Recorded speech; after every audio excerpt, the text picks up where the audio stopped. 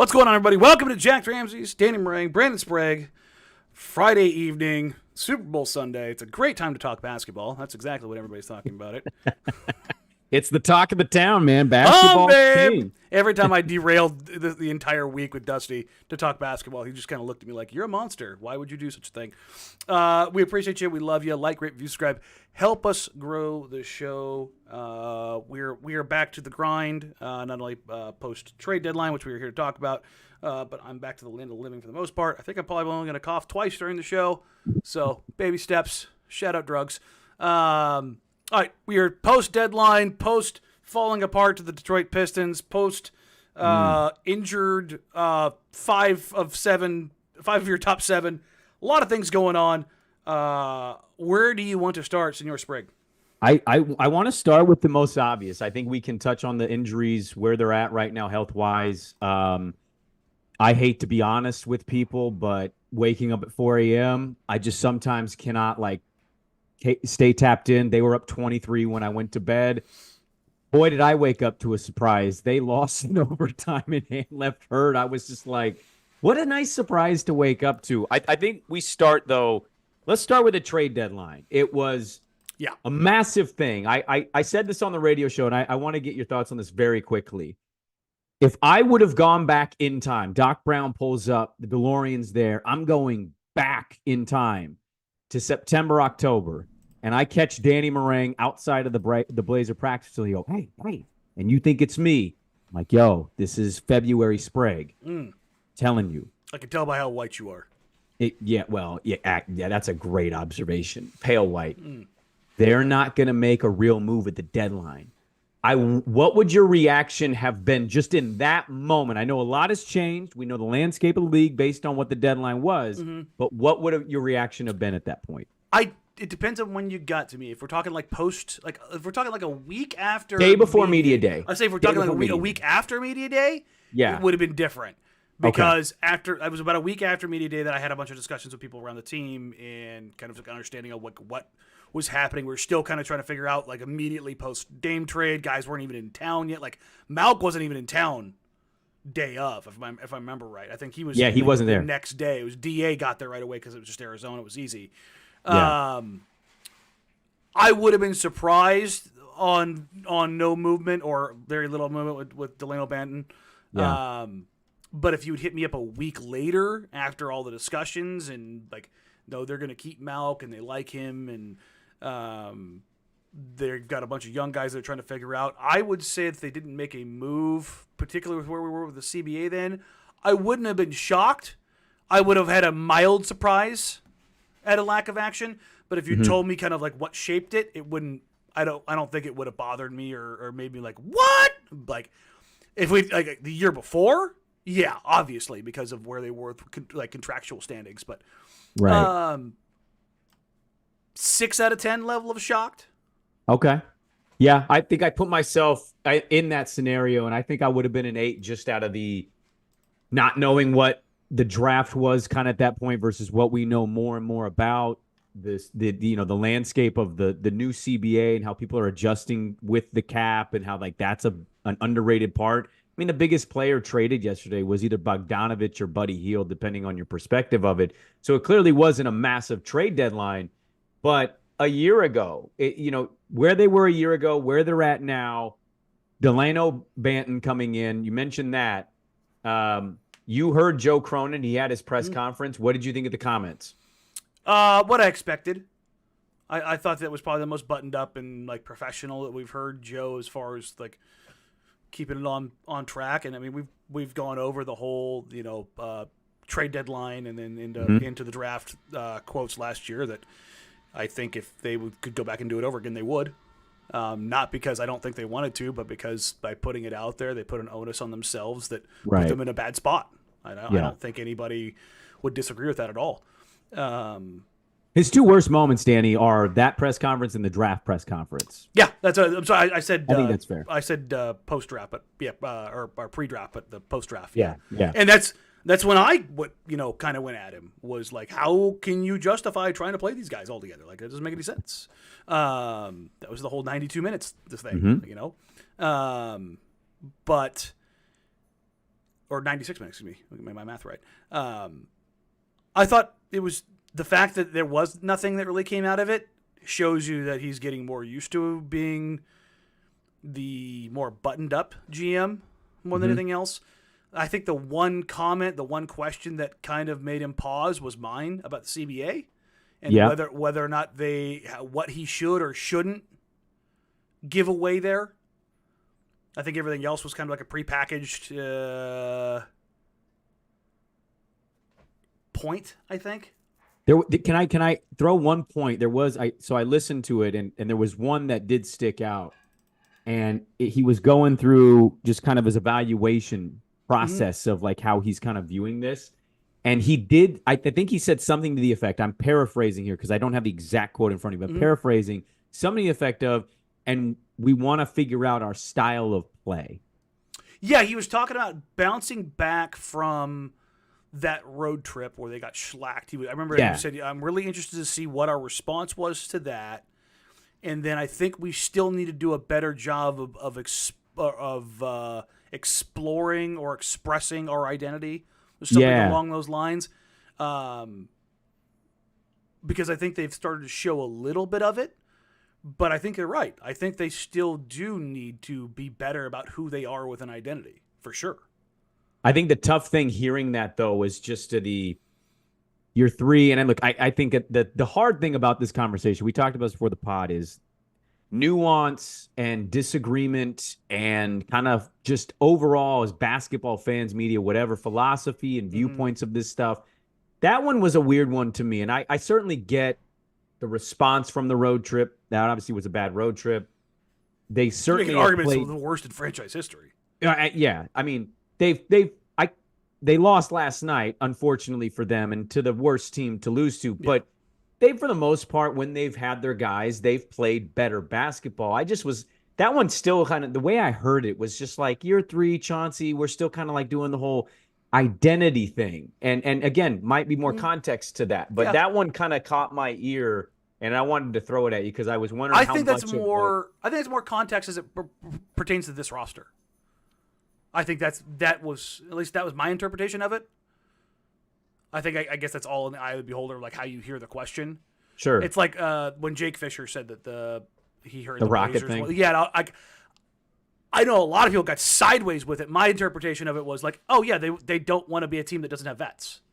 Yeah. Like that was the only way that I was reading it. Where other people took it more literally. Like you want to be 23 and 26 and be the 11th seed and have Dylan Brooks on your. I'm like, no, I don't think they meant it as like a direct one-to-one apples to apples comparison, guys. I think they just wanted to say this is a young team or a team with a bunch of young guys and a couple of vets that kind of put it all back together. But as far as the identity, like even talking to the players this season, like they've said, particularly over the last couple of weeks, probably over the last month, they've been better about getting their identity across and like the version that they want to be. Yeah. Which is getting guys more involved at certain spots, like finding ways to get DA integrated, finding ways to get the young guys involved, the aggressiveness and getting downhill and getting towards the rim. Like those things are kind of where I think that's kind of where they were going through it. Okay. At least. All right. Like, that's how I read it. How did you read it? Well, I didn't read it as like the most negative, but it was just like, when you're in the third year with a new regime, it's there's an element of maybe hearing it at certain moments. And like I've been up and down with this stuff, man. Like I joke. I jokingly would say it, and I meant every word of it. We're not built for this, and I'm kind of throwing myself in that sometimes. Like Danny, it's not easy. I've seen you pull back. I know you have. It's not always easy to sit here and watch this team. And, you kind of wonder. I've been throwing this out for a while. I don't think the West is all that stacked outside of the first four. And I'm not saying they're going to be in the playoff next year. But that was an element of the presser that I was thinking about. I was going through my head of they kept the vets for now. We'll see what happens in the summer. But is there an aspect of this build? And I think we've either asked Joe this or I've wanted to ask this. Like, the team building concept cannot be simple for a million different reasons. No. One of them has to be you're always kind of flexing and bending with what your information is telling you. Mm-hmm. And it's funny, like for years, it was like, can we just get Dame some help? We finally get two really good vets on this team, and Malk and Jeremy, and they want to be here. And we're in the middle of the restart. And they're two guys positionally that we would want. Yeah, it's just crossing at the wrong time. Yeah. So a lot of that is luck. Kind of. But real quick, let me. I wonder with the no movement, and I think it's fair to assume that market sucked, and that's okay. Yeah. Are they recalibrating a little bit? And maybe this isn't baby Blazers for X amount of time. Maybe this, that rocket thing that we talk about, maybe that's what it is. I knew kind of where you were going to go with this. In my discussions with people that have talked to the team and my discussions with the team, it has been made very clear that they don't want to do the bullshit they did before. They don't want to, and I think the professional GM speak, what Joe said yesterday was, we don't want to build a team and short circuit it. I'm trying to remember what he said.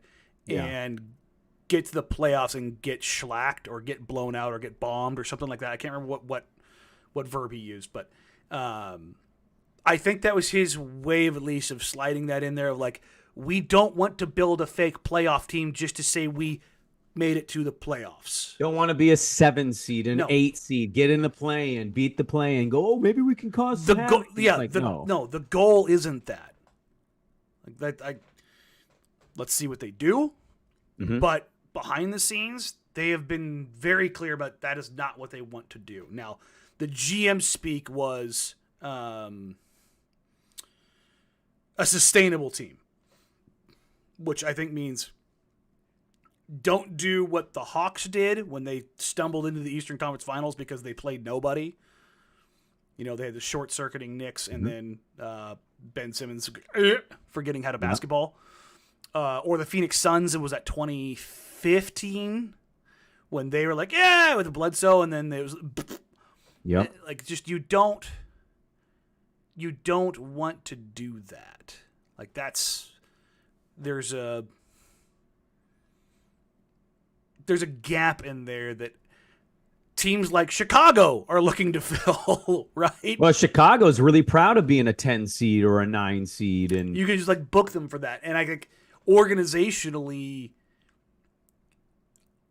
if they go down that road, and this, I've been called a mouthpiece for Joe Cronin and a shill for the team and blah, blah. When they traded Dame, and you know this, Brandon, what did I say?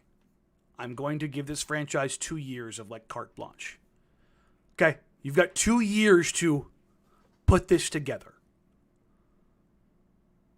Beyond that, if it starts heading down that again, then I start, drilling away at it. Mm-hmm. Because when Dame's rookie year, Dame's first 3 years, Dame's 5th year, I wasn't killing the franchise. Because they were still trying to figure stuff out, especially after LaMarcus left. Like, yeah, you screwed that up, but let's see where we go now. Right? Yeah. And I think that my brain is wired to like, I see OKC keeps getting brought up in the chat. From the time that they dealt Westbrook and George until now, that's 5 years. That's 5 years. They just dealt Dame 6 months ago. Mm-hmm. Get 4.5 more years till you're on the same timeline. Yeah. If that's the timeline you're going to point But to. That everybody keeps saying, okay, see, they did it so quick. They did it so quick. They traded Paul George and Russell Westbrook 5 years ago.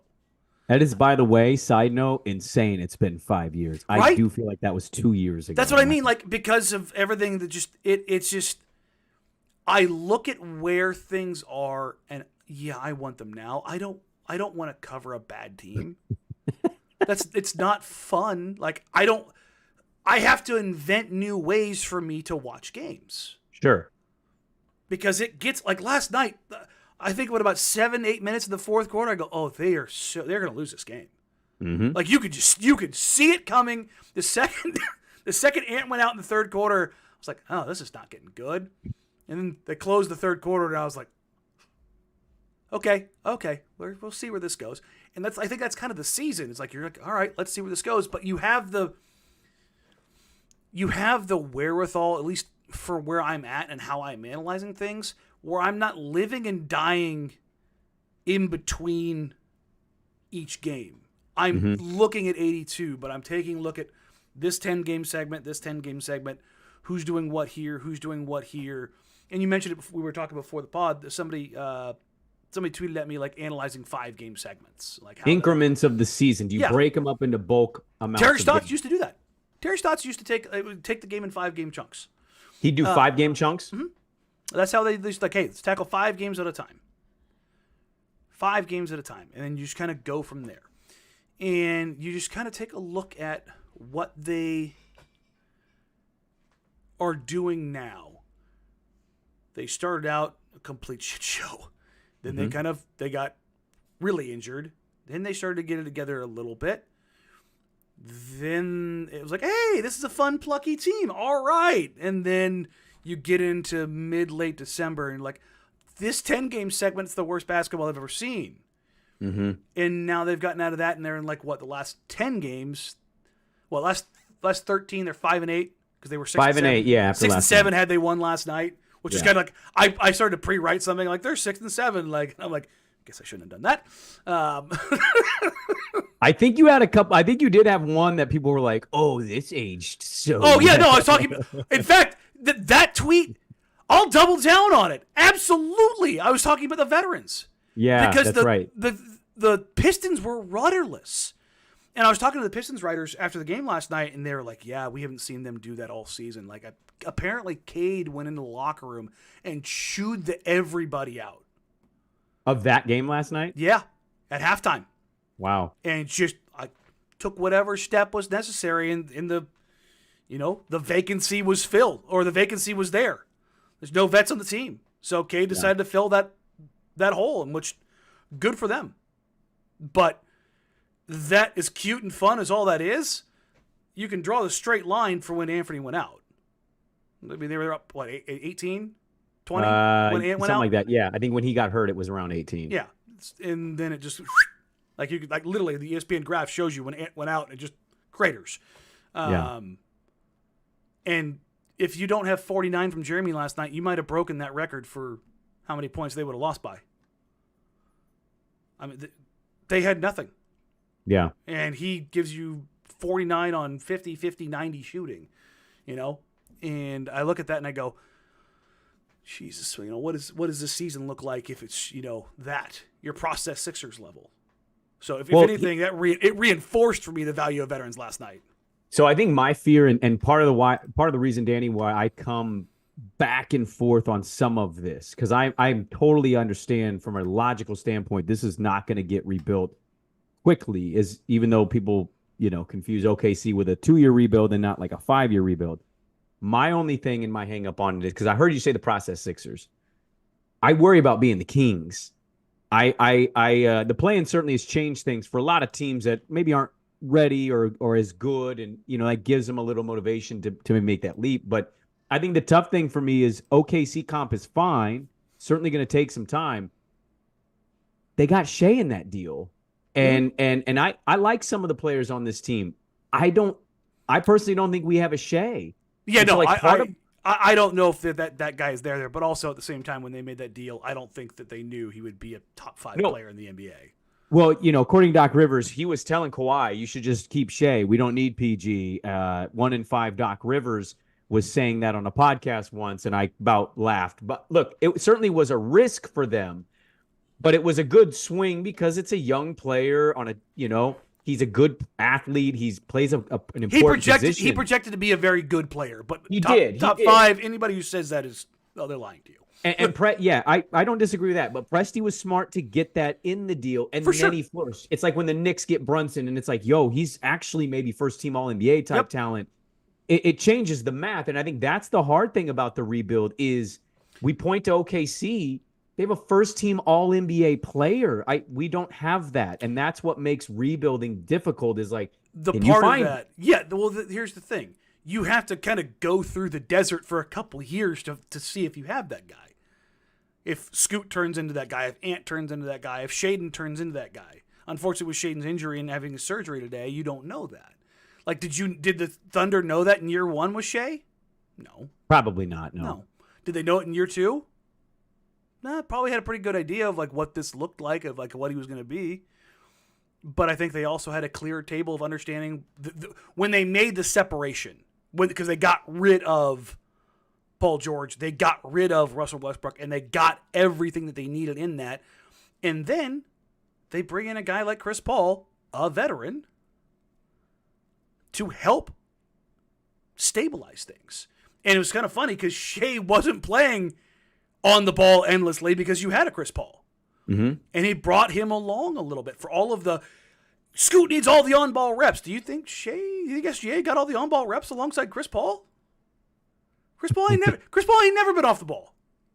Not once.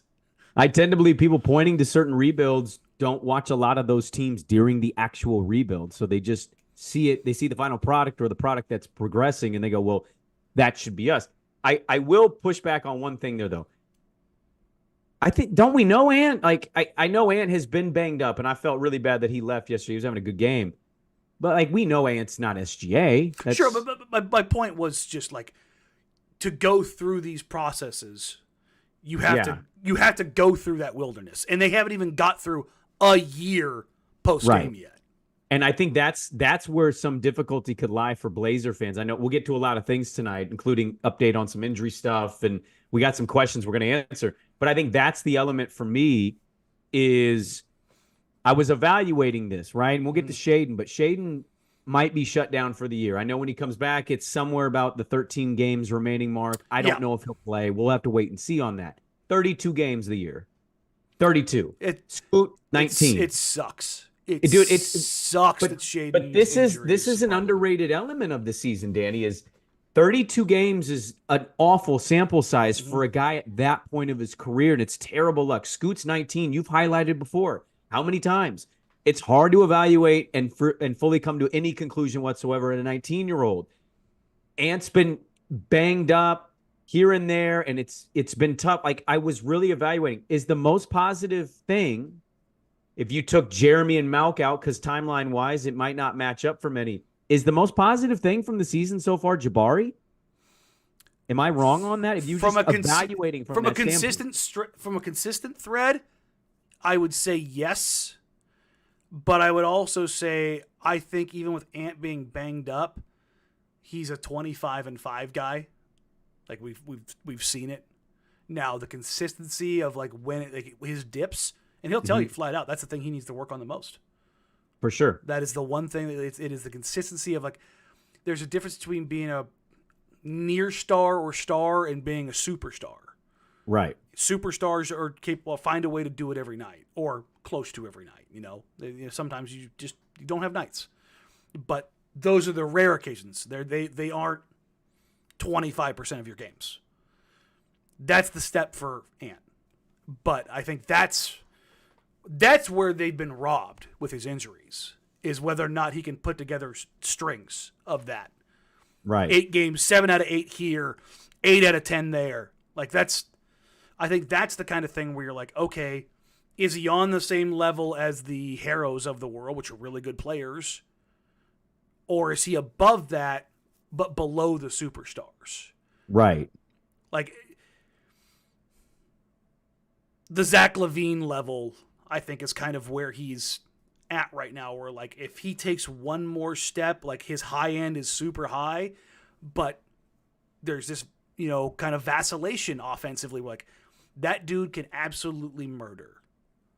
But when on those nights he doesn't have it, it hurts you because you rely on him to be that guy. And I think that's the question with Ant is, can he take that next step up? Because if he can, then he's a guy you build your offense around. And then that answers one of your questions about your foundational building blocks. Is it SGA? No.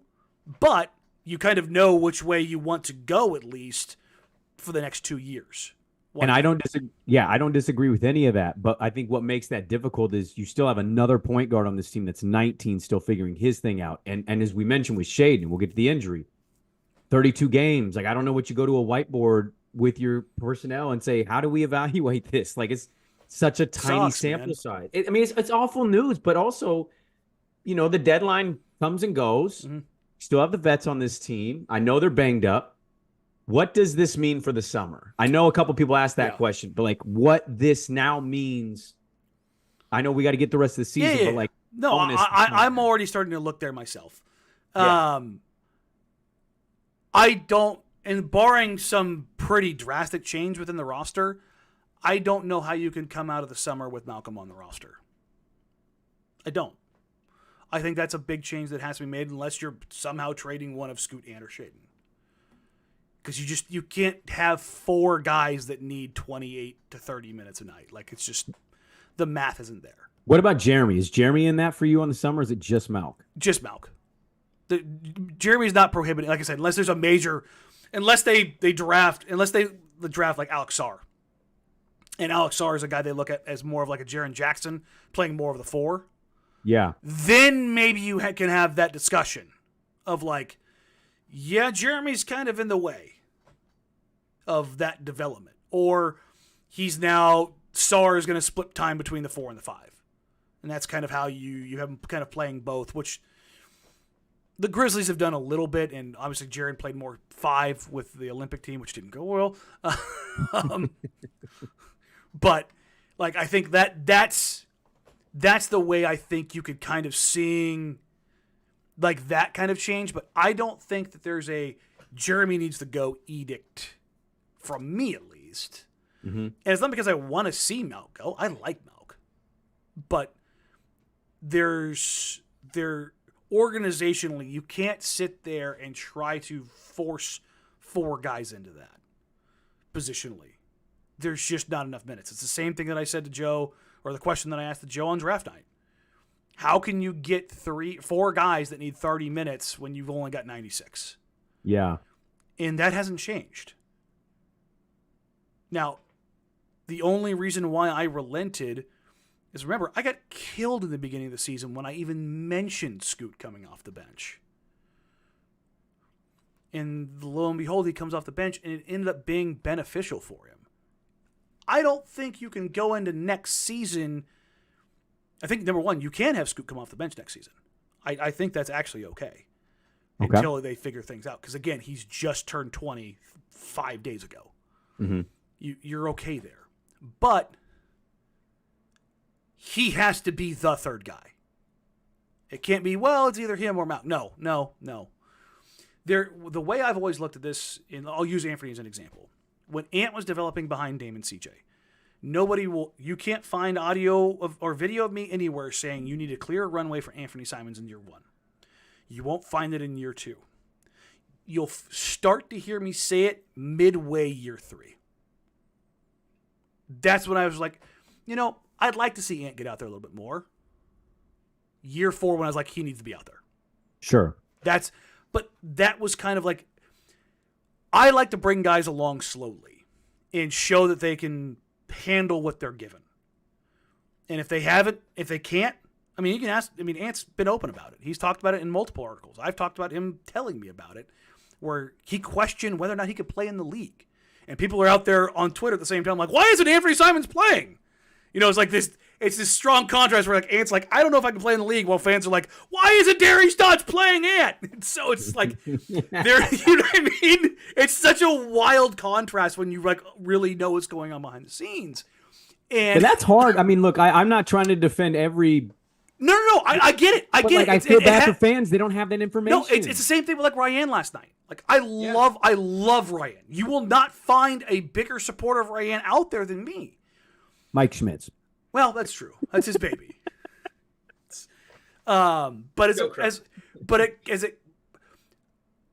Look, I am not the biggest Chauncey Billups supporter on the face of the planet. But the one thing I will give him and his staff credit for is that all of the young guys have gotten opportunities when they are ready. You know what I mean? Like, this is like, we didn't think Shaden was going to play at all. Joe Cronin flat out told me last year that Chauncey had the green light to redshirt him. Oh yeah, I remember doing a thing with Hiken on the radio, and we talked, and we're dumb, not diehard NBA people the way that like you and Hiken are sickos, and me and Dirt were like, yo, we want 12, 15 minutes, and Hiken was like, I don't think that's reasonable. I think it's gonna be like 6, and like the first game, maybe he'll play. Minutes. Yeah, and that's what it was like. That was because behind the scenes, Shaden showed that he could handle it. And this year, Tamani and Jabari, like Duop, Chauncey and his staff have shown if a guy is ready for it, they will give them that opportunity to sink or swim. Yeah. What they won't do is put you out preemptively to fail. Before people say, well, Scoot, in camp, everyone, and I mean everyone, told me in camp that Scoot was bawling his ass off. And I think the reality and the bright lights of the NBA, a little bit of pressure got to him, and it was like, sure, gotta confidence can come and go for young guys. Just kind of pull back. It was a little, but I like what they've done with Scoot. I like what they've done with Two. I like what they've done with Wop. Chris is such a great kid. Chris Murray is such a fantastic kid. He was so shell-shocked when he first got here. He looked horrible in summer league. He was struggling out in preseason. He was so hard on himself. And talking to him the last couple of weeks, man, he is such a different person. Yeah. Not just confidence in his game, but confidence in his personality and like just being more settled here, being in a routine, being more comfortable. He's such a sharp, thoughtful kid. Yeah. And talking to him, you can see like he had a couple stretches or a couple games in there where he's like, I talked to him after the game after a poor shooting night, and I was like, "How you doing, man?" And he some version of like, I'm struggling, but I know I can do this. Like, I just got to stick with it, and if I keep sticking to the things that I know I'm supposed to do, I know it'll come back around. Like and it wasn't like coach speak, and it wasn't like he was like speaking into existence. That's how athletes talk. That's how they operate. They have to do that stuff. It was 100% honest. It wasn't lip service. Right. And he goes, when I'm going, I know I can really get it going. He had that game where he went like 5 of 5 from 3, and he was like, yeah, no, I know I can do that. And last night, he did that pump, hesitate, drive, go, finish, and I was like, holy crap. And then he gets the left-handed block on Ivy on the spin move. Like, he flashes these little things that let you know, like, oh, there's stuff there. But, I think he played almost 28 minutes last night. But the staff is not going to, like, Chauncey after the game, I asked him about rotations because everybody was so mad about, Brian not playing or Chris not playing. And whether you agree with Chauncey or not, his justification or his reasoning for what he went with was like, he goes, look, man, I already have Jabari out there. I already have Tumani out there. I already have Ashton out there. Like, I had to have one other guy I could trust. So that's why I went with Matisse. And he flat out said, look, Chris was going, but like, I have to put somebody else out there I can trust. And I think he mentioned, look, now that we have that on tape, even though they made mistakes, I can go to them and go, see, this is why you need to be ready. This is why, like, I think that was him basically saying, I need to be able to trust you, Chris. I need to be able to trust you, Ryan. I need to be able to trust you, Baji, in these situations if you want me to put you out there. So when I put you out there over the next couple weeks, I need you in these situations when I put you out there to not make that mistake that we talked about not making. And I think that's the world that they're in right now when it comes to development. And I'm not giving them all the leeway in the world, but with what I've seen, I'm willing to at least give them that leash to mess it up. Is that fair? No, that makes sense. I think okay, so here's a follow-up for you, okay? And there's some other things I want to get to. So what is your read? Like what is Danny Marang sitting here right now Mm. today? I tell you, they get through the summer. The usual guys that you count on youth-wise are all back for obvious reasons. Malcolm and Jeremy are on the team at training camp. I'm gonna be pretty pissed. Okay. I'll be honest. Like Okay. we can clip this one for later. I don't. If Malk's on the team next year and there hasn't been a pretty fundamental change in the roster, unless he is saying no, I'm okay with being like the fourth guard, and I mean like I don't think a six man of the year is gonna want to be the fourth. and that's what I'm guard, saying. It would take a very fundamental change in who Okay. he is, and I don't know if you've watched Klay Thompson and accepting his Been hard. mortality. Been hard. These guys don't do it. Yeah. It's taken from them. You cannot. I mean, I'm not a Warrior fan at all, and I felt for Klay watching that locker room video. Oof. Okay, then let me follow it up with the deadline. Nothing major really happened. Some teams make some moves. I love the Knicks moves, but like largely the deadline's kind of a dud. How now should we be evaluating trade packages, upcoming CBA as it pertains to the summer? Like, That's is this stuff really going to good question. change? Yeah. Is this stuff going to change back? You think? And look, whether you're right or wrong is not important to me. What your read is somebody that's going to these games every single home game. You're going to practice. You're talking to people. Do you feel like this changes once people get a hold of the draft capital? The 24 draft kind of sucks, so we get past that. Like, does it get back to normal, or are we in a different world now? I'm going to split the difference. I know it's kind of cheating.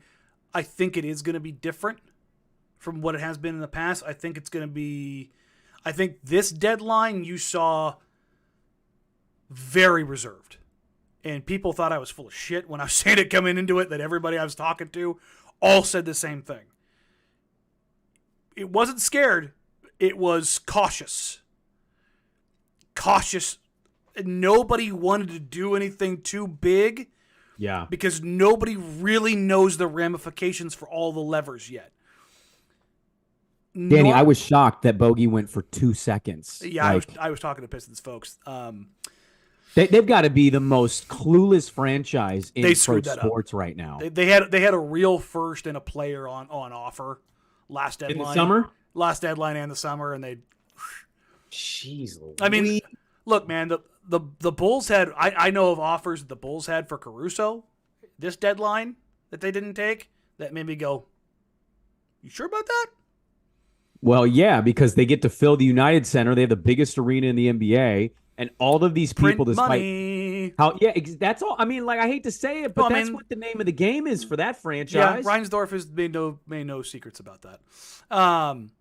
But I think teams that have salary slots between like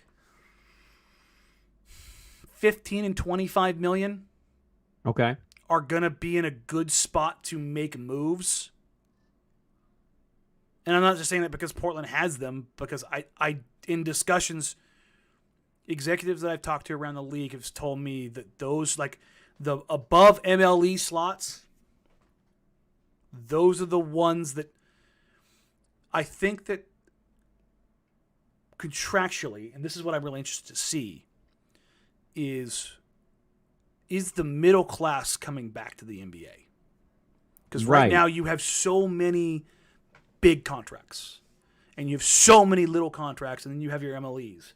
There's no more, weirdly enough, there's no more Evan Turners, there's no more Myers Leonards, there's no more Harkers. 70s. Yeah, the 20, like the guys that were in the 15 to 24% range, right, of the salary cap, not the 35, the 30 or 35%. And I think the new CBA is going to push some contracts there. I think some GMs are going to have some conversations with some agents like, look, I know in the past that you thought this would get you a max or a near max, or like we'd be flirting with it.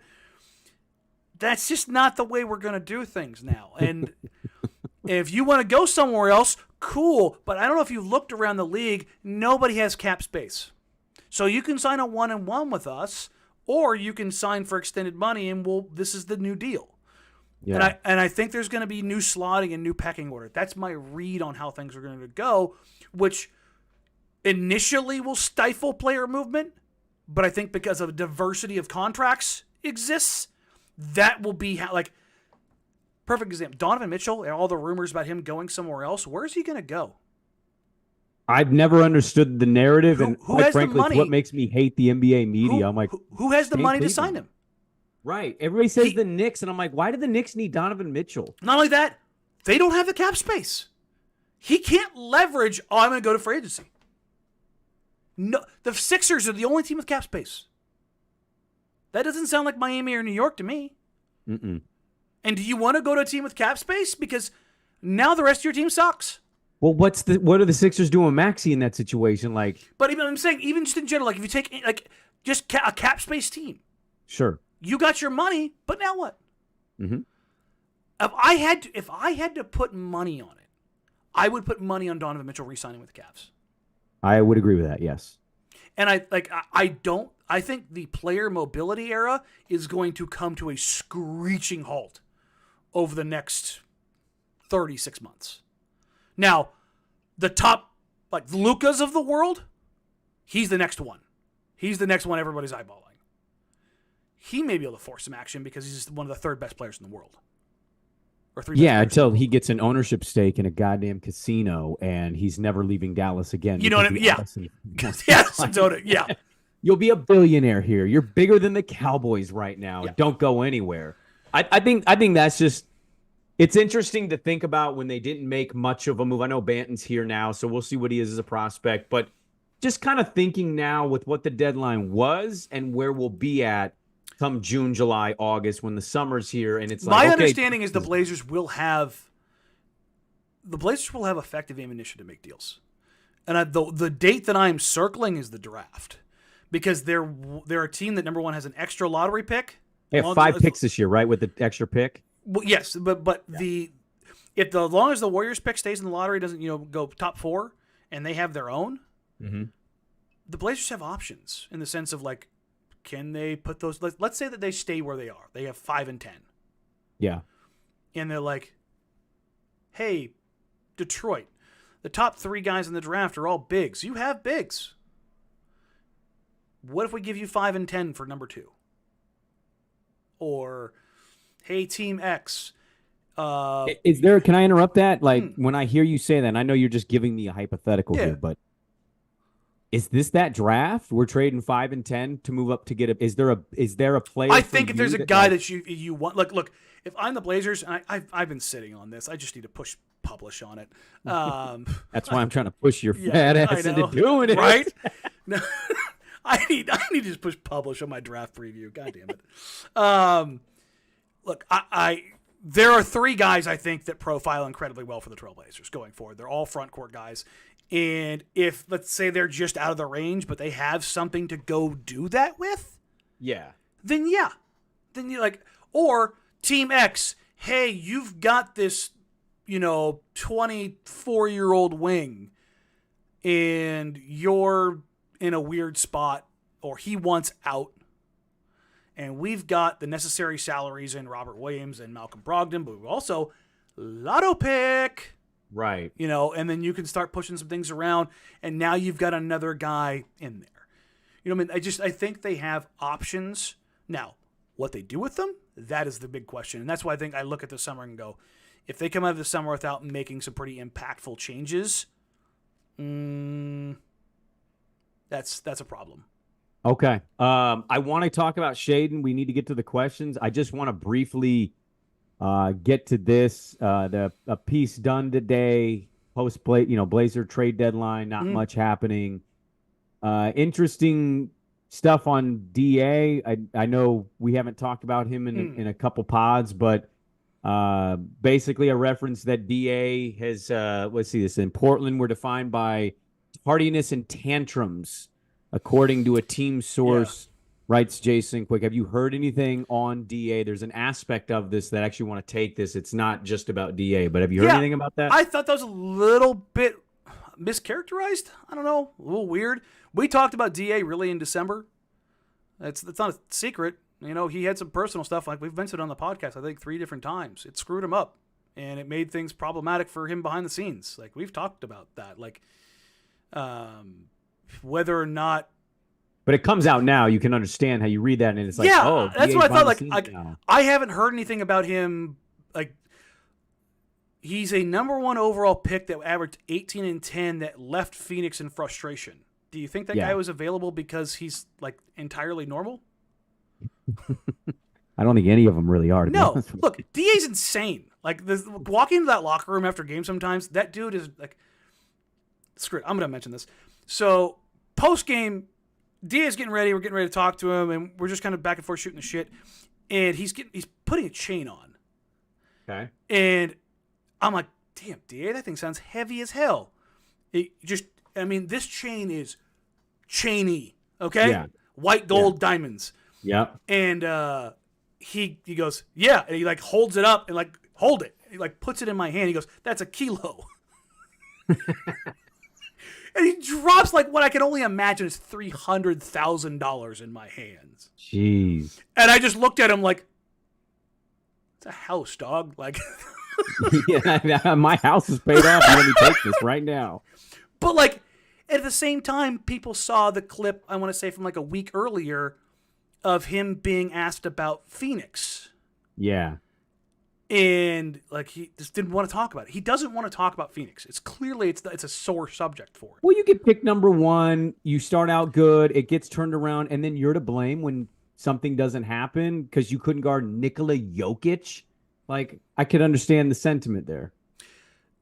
My point being, like, he vacillates between like goofy kid and irritable, like that. But is he this horrible person in the locker room or problematic? No. Was he a basket of cats in the month of December? Yeah. Okay. But beyond that, there's nothing, like I haven't heard about like any like suspensions behind the scenes or fines or the coaches really having to go after him. In fact, more often than not, I've heard that like, look, I think DA got a bit of a worse rap in Phoenix than he probably should have. Is he is he the model citizen? No. But have you talked to DA? Like, he went up there and talked about dominating his first 5 minutes here. Yeah, he was pitching merch as soon as he got to that table. He's just a different cat, dude. But as far as like being disruptive, a tardiness, and the tantrums, like the tantrums thing, I don't really. That's the part of it I don't understand. Like, I don't know of any instances that were singled out as tantrums. Bristly, I think you could call DA bristly when he doesn't want to talk, but tantrums, I haven't ever run into them. All right. Well, part of this that I wanted to take it now is, and we've touched on the summer, the no deadline stuff, but part of the rebuild and rebuilding a franchise up is evaluation. And unfortunately, the Blazers announced that Shaden Sharp is going to undergo abdominal surgery. He'll be reevaluated in 6 weeks. If he's good to go, Danny, we lined it up. That'll be 13 games remaining. I'm not putting a lot of eggs personally in that basket. So mentally for me, I think his season's done. Again, if I'm wrong, cool. But if he's done, that's 32 games. How do we evaluate this? Like, what's the takeaway? Shaden Sharp, another season, but unfortunately, really not much of a complete season. Yeah. How do you think they're evaluating Shaden now? Selfishly, this is the thing obviously I wanted to see how Ant and Shea play together, Scoot and Shea, just kind of how things fit together down the stretch. Getting an irritating injury kind of squared away and seeing how he could, kind of figure things out. Talking to the folks in the organization. I mean, hell, when I talked to Shea I want to say a couple days before the announcement came out, he told me it was still lingering, but he was hoping to kind of get back, and then he's ramping up, and it just wasn't there. So it wasn't like this thing where it was like Dame's, where it was like, ugh. That sucks, or GPs it was really bad. Nas's they just kind of found in the offseason. They're like, let's go ahead and address this. With Shea, I was told, like, if it comes to the point of where they're going to need surgery, or he's going to need surgery, we will go down that road. We're not going to mess around with it because this is the year to do it. In that, when he comes back, if he can play everything green light all the way down, because there's 13 games remaining on the timeline, they would give him the runway, because Dame, Nas, GP, all of them had said the same thing with this. you need to play through an uncomfortableness to heal. Like there's just like this uncomfortable thing you kind of have to push through in order to really get back. And if they can do that with like 5 or 6 games remaining, I think that's something they would look at, but they're not going to force it unless he's 100%. Okay. I thought that was a big bummer. It wasn't shocking to hear that or read that announcement, but it's such a bummer because we all know that like part of the rebuild is real good analysis and evaluation. And 32 games to me, Dan, I don't know how you. Oh, that sample sizes don't exist, man. Yeah, it's not really fair to him. Let's get to some of the questions from the listeners here. Bang through to these. All right, here, let's start this one. Odds Portland move. What? Oh, wait. This used to be the two. Okay, I think this is a draft-related question. Odds Portland moves what seems to be the 2 lottery picks. There we go. I can read now. Basically, would they use the 2 lotto picks to go get a player? And I don't think that they would unless some under 25-year-old player came through and made sense. But I don't.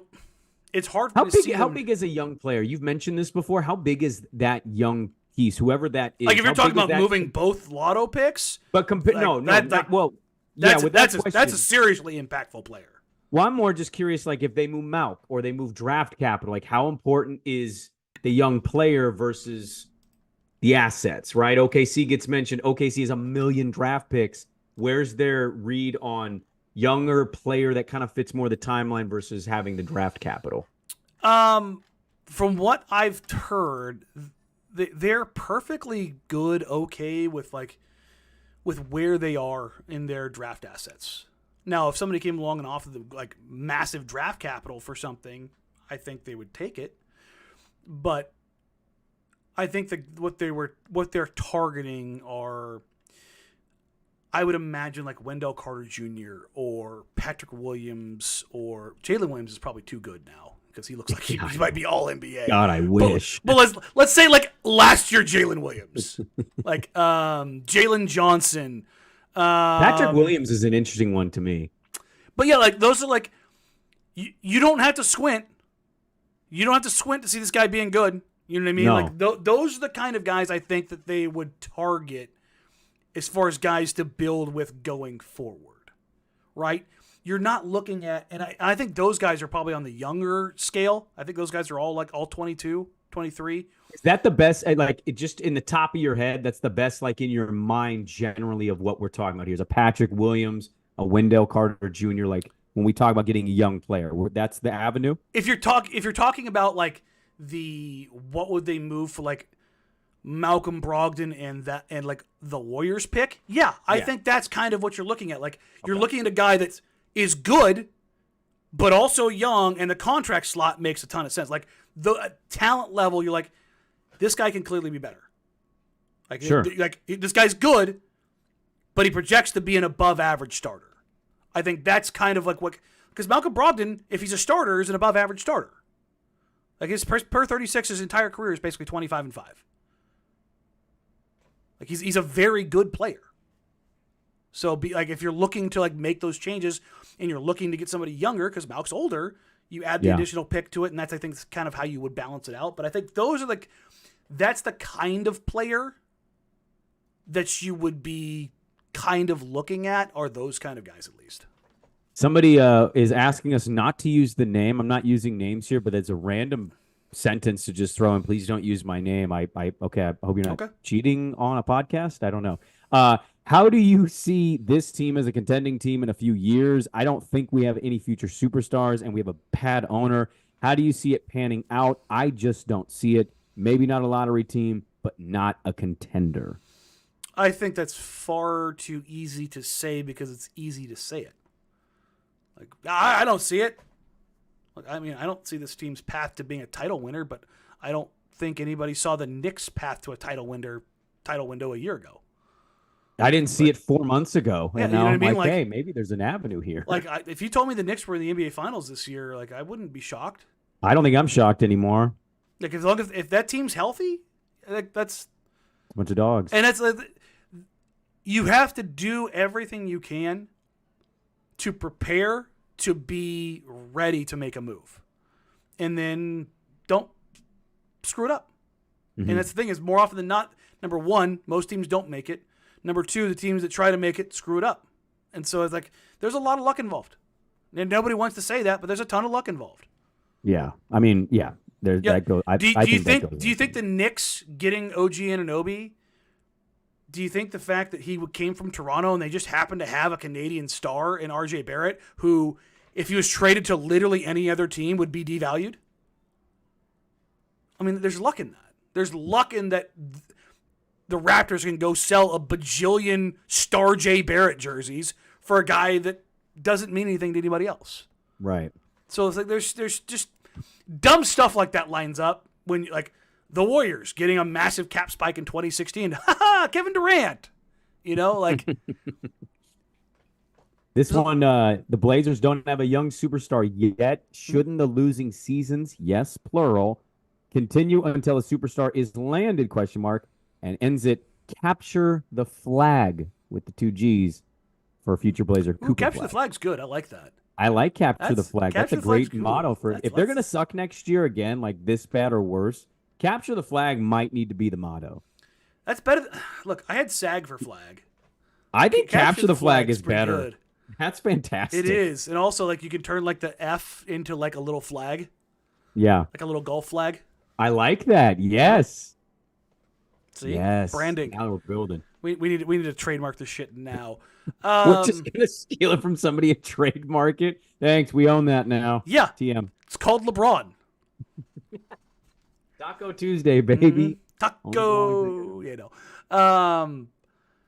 So it's basically the question to refresh. You don't stop doing this until you find this. Yeah, you can get lost in that sauce, man. You can get lost in that sauce. And then when you get that guy, it's not a guarantee. That's process Sixer stuff. Yeah, I say ask Philly right now. They're looking at Joel Embiid's body and going, "Oh God, why?" Yeah, that's. I think that goes, but like you don't want to go too long. Yeah. Somebody says, in what ways do you see Portland maximizing their chances at building a contender? What mistakes have you seen them make? Oh, this is an interesting one. What mistakes have you seen them make at an attempt in the last year? How long of a timeline do you guys think it will be for Portland to be a true top 4 team in the conference or a contender? 4 years, I think, is the earliest to be top 4 because it takes that long to get there.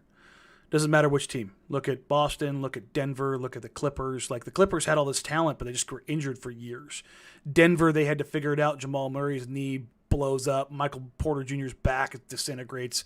You know, they figured it out with Aaron Gordon. It takes a very long time to be a sustainable top 4 team. Every now and then you'll luck into it and you get top 3. Mm-hmm. Like you get the Wesley Matthews year where they end up top 3. But mistakes, I think the mistakes for me were not picking sides sooner on what they were going to do. Both Dame kind of being in the in-between camp. Yeah. The 2 timelines. But I think transactionally, I don't think they've made a ton of mistakes. Nothing that I would kill them for, like maybe getting one more guy in the CJ deal. But they ended up needing the exact amount of money there to make the Jeremy TPE work. So, you know, I guess you're kind of splitting hairs. I think there's an easy one here. Right? Like the GP2 one was bad. Yeah, the GP2 one is bad in hindsight. It wasn't like it's not altering your vision or your future. I don't think that move itself is bad because like the idea of GP2 was great and he was vouched for by people in his camp and in the Warriors camp and guys that I talked to. Yeah. But like if you talk about like was it a mistake? Hell yes. Yeah. But I think the biggest mistakes were the PR battle. I think those were the biggest mistakes. You know, PR press conferences were going too loud with the Dame stuff about wanting to chase that. I think that's probably those were mistakes, and I think they've learned from that. I mean, look at Joe's press conferences since then. Yeah, I thought last night, like, no matter if I cling on to one little thing, disagree, whatever. Yeah. The fact that it wasn't memorable was kind of the point. That's what I was going to say. Is most of his answers were pretty to the point and quick. He wasn't lingering much. Why do we hear about needing vets to not be Houston, Detroit, but OKC, Orlando are doing fine without any pretty much ? Chet, Kason, J-Dub, Giddy, Banchero, Wagner, Suggs, Anthony are all doing fine without needing their hands held. Why aren't those two teams the model, aside from SGA being MVP level? LOL. Yeah, let's go ahead and throw that last part out because apparently Yeah, that doesn't matter. That's That's the a fucking mess. point. Also, how did SGA get to that point? Yeah, Chris what's he in Paul year holding- 6? Chris Paul holding his hand. Yeah. Like, what are we doing here? And as far as Orlando goes, Orlando's 8th in the East right now, and they're struggling because they don't have any vets because they're having to lean on kids, and Anthony Black's out there eating up minutes. That team's healthy, and they've got everybody. Yeah, you know? I was surprised that team didn't go get a vet. It's the one team that surprised the hell out of me because they were talking about guards so much. Yeah. They were talking about guards so much, and they didn't go get it. And I like that team. And I think they're a team that needs a vet. And what's funny is everybody's out there right now talking about OKC going and getting a veteran big to stabilize them. Yeah. That was another surprise for me. I was surprised they didn't do it. But again, what is everybody saying that team needs? Yep, they need experience, especially with playoffs. I mean, they got it with Hayward, but he's not going to contribute. But again, what did they go get? Yeah. And so I was like, and I think that's kind of the point is that all these teams, they all need it. They don't not have it. This one says, what happened to Blazer fans? We used to be intelligent and more common sense fans. Now we overreact to every little thing. I'd actually like to start on this one. So we had a YouTube chat going this morning on the radio show, and somebody had texted in because I can't always keep up with the YouTube chat. And basically was just like, there seems to be some toxicity going on. And I know social media is kind of designed for it, but I've largely tried to stay out of this because I've noticed this. And I'd say this dates back for me. I'll go maybe the year Neil got fired. They ran that team back. And it feels like from that point, the discourse has just been pretty wildly back and forth of like, you're dumb. No, you're dumb. No, this is how you build it. No, this is how you build it. And I'm certainly open to all kinds of opinions. I can be wrong and tell you, hey, I was wrong.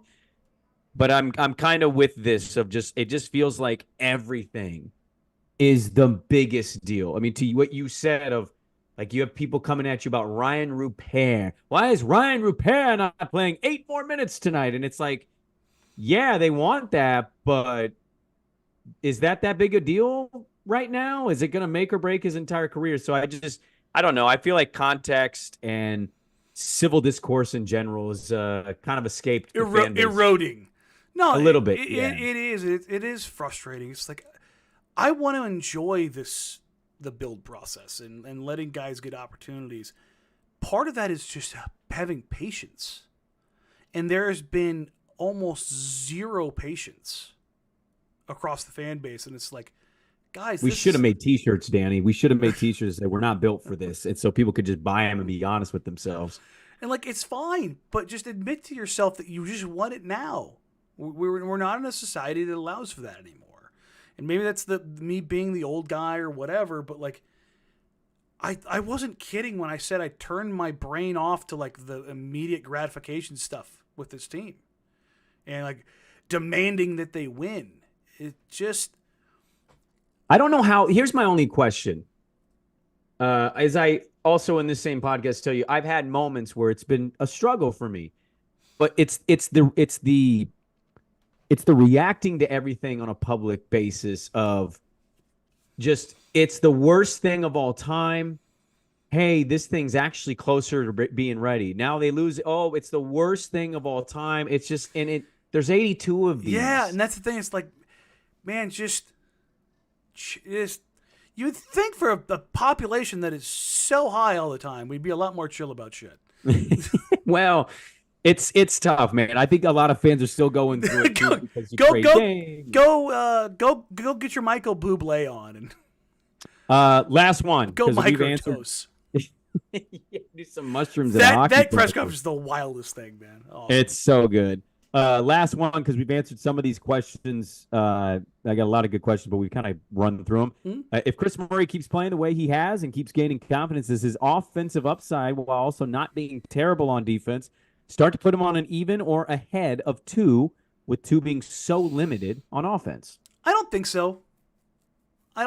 Because I think it's different, and it's not a shot at either one of those guys. I think you deploy them differently. I think Chris Murray is your Swiss Army knife, and you're starting to see he can knock down some shots. He can guard wings. He can guard guards. He can be a switchable defender. He can attack a closeout. He can put the ball down. He can kind of work in the middle of the floor. Like, is he going to do all these things at like this high level? No. Is he going to do them at like above average passable level? Yeah. 6'8" guy that's kind of a chameleon that you could just kind of figure things out with, I think it's a very, very, very cool thing to have. And I'm wondering, I think that he's going to end up being like a high level role player, two-way role player, whereas two is a guy that you deploy as a defensive stopper.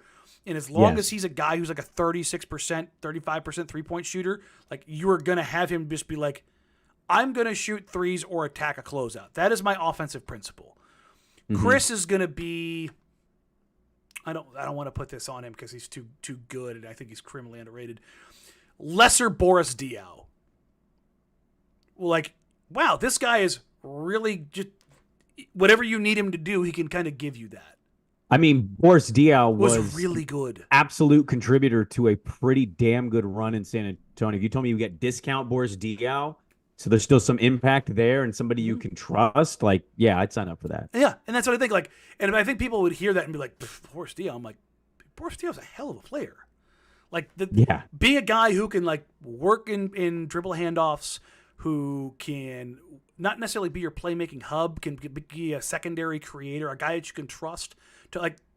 He's shown he can knock down corner threes. He's shown he can attack closeouts. He's shown defensively he can play against bigs and smalls. He can close ground defensively from one side to the other. He can work in the middle of the floor making a right read. He can put the ball down. Now, he's super left-handed. Yes, he There's is. nobody more left-handed in the league than Chris Murray. And he might need to kind of tweak that a little bit. But like the idea of him, it's not a 1-for-1 with Boris, but I think that's the vein that I kind of see him ultimately being in. Okay. All right. Well, that basically does it, because we went through some of those questions and answered them without asking the question first. So that's all I got. I do want to say very quickly, thank you guys for the questions. We enjoy going through this stuff. I know it's as we just went on their big rant, our old man rant, it is a weird time. It's not always feeling the best. But we appreciate everybody that's been tuning in and asking these questions, following the season. Like, it's fascinating for sure on how they're building this, the way they're building it, the patience part of it. Like, all of that to me is it's very interesting. So I just want to say thanks again to all the great questions that we got and everybody that's tuning into the pod. No, thank you. And we appreciate you guys. Like, I get frustrated at times and I yell and I scream, but I love you guys. Most of you, at least. The ones he doesn't block. Yeah. Right. That even includes you, Rip City Reddit. That's how it goes. But again, no, seriously. This development seasons and rebuilds, like, they're different. And this organization really has not been through one in the modern era. So it's been kind of like these weird resets with injuries and stuff like that. But a clear like delineation this is the first time it's happened, and people are reacting to it in their own ways. And well, Roy Aldridge is one, right? Because you're getting out of an era and you had to start from somewhere. Yeah, but they didn't really, even getting out of that era. LaMarcus leaves, and after Dame gets here, and then Dame and CJ, like, there's even the Jailblazers too. Brandon LaMarcus, it wasn't like they intentionally sucked. They just sucked because they just made a lot of really bad decisions. Like, and then Pritchard comes along and saves their ass, kind of a situation. So yeah, this is just different, and it's especially more different in today's NBA and how you go about doing it. So we appreciate you guys being here along for the ride. We will start pivoting, or at least particularly me, we'll start pivoting more and more and more to draft coverage as we start getting closer and closer. You guys can, if you haven't already, you can come or sign up already. You can come join Dusty or I or Isaac and Suk at the X Golf locations in Tualatin and Vancouver coming up here on February 27th. And How come then, you're not at Tualatin? Oh, you mean how come I'm not like an hour or 40 minutes away and not an hour and 40 minutes away? Yeah. I don't really understand the logistics. Because the of what we're afternoon doing. crowd is very big, and that's Isaac and Souk at the bigger location. Okay, I Yeah. still don't. Remind me yeah. again, where does Souk live? Yeah, Isaac's right next to I-5. Seems like maybe put them in Vancouver and me in Tualatin. Not that I'm angry about that. Where does Dusty live? Yeah, exactly. Just Hey, but sign up 1080fan.com. 1080fan.com. Come hang out. Yes. And then we will make an announcement here very soon about upcoming situations for the NCAA tournament for March Madness. Oh, hello. Oh, hello, Clarice. That'll be a lot of fun. And then we can do some joint Jacked Ramsays / 1080 the Fan young player watch party discussions and things of that nature. So other than that, remember, you can catch I'd say his co-host, but his co-host is still gone for another month. Brandon Sprague every morning At least. from 6 to 9 with a rotation of colorful characters on 1080 the Fan until Dirt and Little Smudger are back on regular schedules. You can catch me and my co-host Dusty Hero noon to 3 every day as well. Like, rate, review, subscribe, help us grow the show at Danny Marang, at Brandon Sprague, at Jack Ramsays, jackramsays@gmail.com. Like, rate, review, subscribe. We appreciate you. We love you. Have a wonderful, wonderful night. Take care. Talk soon.